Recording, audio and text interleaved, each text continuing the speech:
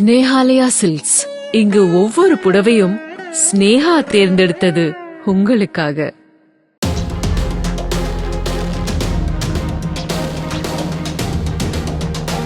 சேலம் மாவட்டம் வாழப்பாடி, முத்தம்பட்டி, ஏத்தாப்பூர், பெத்தநாயக்கன்பாளையம் உள்ளிட்ட பகுதிகளில் குடிநீரில் கழிவுநீர் கலந்ததாக கூறப்படும் நிலையில் 50க்கும் மேற்பட்டோர் வாந்தி மயக்கம் ஏற்பட்டு மருத்துவமனையில் சேர்க்கப்பட்டுள்ளனர்.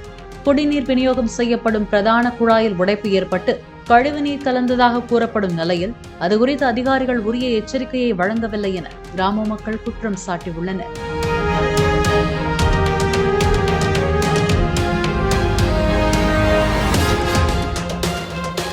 ஸ்னேஹாலயா சில்க்ஸ். இங்கு ஒவ்வொரு புடவையும் ஸ்னேகா தேர்ந்தெடுத்தது உங்களுக்காக.